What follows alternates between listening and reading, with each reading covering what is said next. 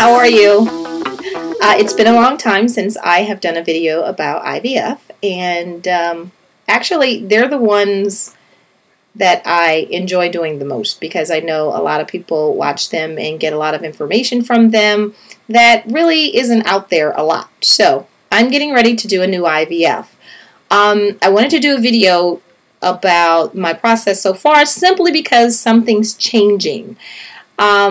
I think I've talked to you guys before about your doctor. If you don't have a good doctor, you need to stop and you need to find a good doctor like yesterday. You need to talk to other women in your area that are dealing with infertility and get referrals, because you really need somebody that you're comfortable with, that makes you feel confident, that doesn't let little things slip through the holes or whatever. Sure, you have to deal with their staff as well, but for the most part, you should feel comfortable knowing that the doctor that you choose to work with is going to be there for you. My doctor is, as you guys know, Dr. Preston Sachs at the Columbia Fertility Center in Washington, D.C. I deviated one time before and went to Shady Grove Fertility simply because, you know, I'd heard all of these great numbers that they were putting up as far as how many people they were getting pregnant, but I felt like I was just a number there.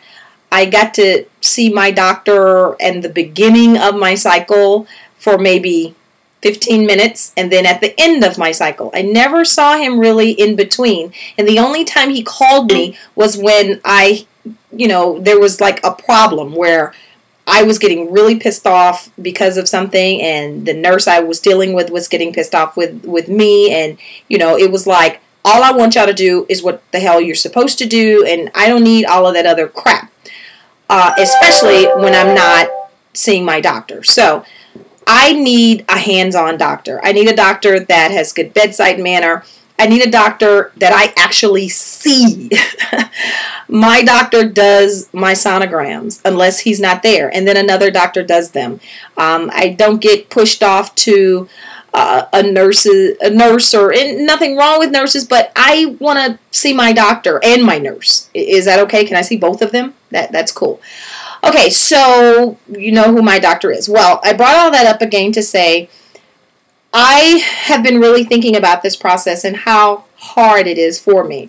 I don't have the biggest pain tolerance level, so it's really, really hard for me.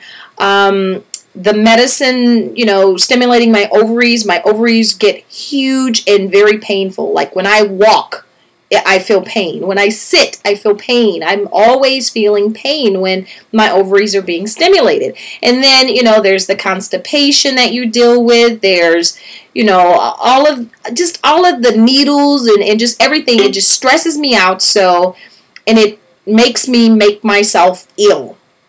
Even mentally, I get just, the worst person ever. So I just don't know how warm and fuzzy of an environment that is for an embryo to grow, especially on a uterus like mine that has problems. So yesterday I sent an email to my doctor. I said, hey, I'm really stressed about this cycle, and I'm thinking about the past cycles and how difficult it is for me and how much it hurts and just how hard the whole process is. And I was just wondering, would it be possible for me to do the IVF cycle all the way up to retrieving the eggs and making the embryos? So I would go in and you retrieve the eggs that we've made, and then we put them together with the sperm and we make embryos. Could we then freeze these embryos until my next natural ovulation cycle, where I'm not overstimulated, where my ovaries are not in pain, where, I'm not completely stressed out, where my body hasn't just been beat up a lot. And then I would feel like, like maybe I had more of a chance. So I sent this email to my doctor, and today he wrote me back, and he was like, that's not a bad idea. That's an excellent question.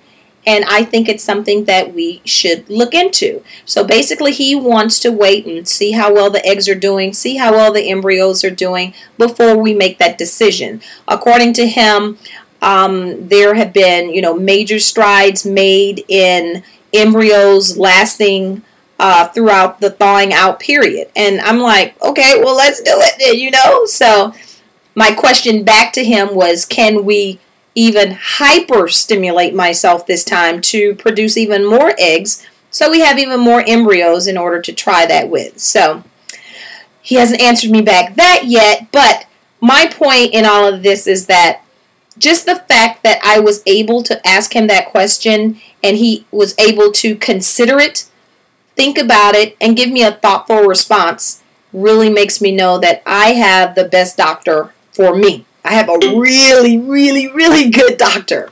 So that's what I'm changing this time. I'm curious if any of you have thought about doing that. If it's an option, of course, freezing the embryos is an additional cost. But hell, at this point, what's one more drop of water is what I'm thinking. So just, want to know what you guys think. Do you think that it would be more successful if you didn't have all of the stress of everything that you've dealt with for 6 weeks before you put the embryos back into your uterus?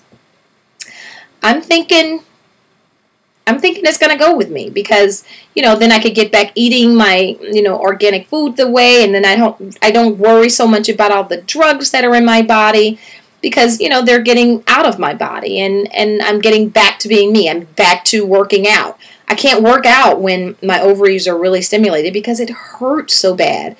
And then, I can take the supplements and things of that nature that I like to take and feel comfortable taking them. Yeah, so that's what I'm going to do. And I'm kind of excited about it.